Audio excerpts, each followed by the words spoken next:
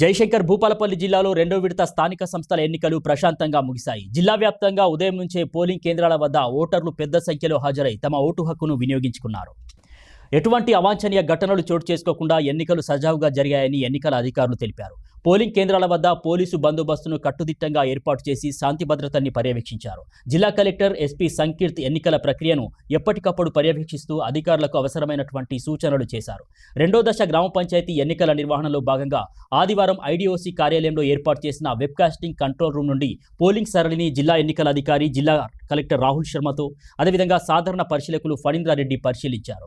Critical sensitive polling కేంద్రాలుగా గుర్తించిన మొత్తం 33 పోలింగ్ కేంద్రాల్లో జరిగిన పోలింగ్ సరళిని వెబ్కాస్టింగ్ ద్వారా పరిశీలించారు. అదేవిధంగా జిల్లా ఎన్నికల అధికారి, కలెక్టర్ కార్యాలయంతో పాటు రాష్ట్ర ఎన్నికల అధికారి కార్యాలయం నేరుగా వెబ్కాస్టింగ్ ద్వారా పోలింగ్ సరళి పర్యవేక్షించింది. ఇక పోలింగ్ శాతాన్ని ఒకసారి మనం పరిశీలిస్తే భూపాలపల్లి మండలంలో 20%, చిట్యాల మండలంలో 9, అదేవిధంగా టేకుమట్ల మండలంలో 4, మొత్తం 33 పోలింగ్ కేంద్రాలను ఏర్పాటు చేసి ఈ యొక్క వెబ్కాస్టింగ్ ద్వారా పరిశీలించారు. అలాగే 26 మంది సూక్ష్మ పరిశీలకులను, మైక్రో అబ్జర్వర్లను కూడా నియమించారు.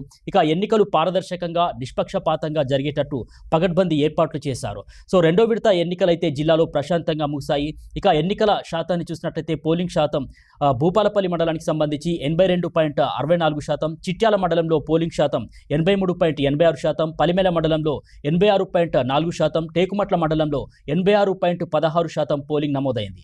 ఇక జయశంకర్ జిల్లా మొత్తం పోలింగ్ శాతం 84.14%గా నమోదైంది.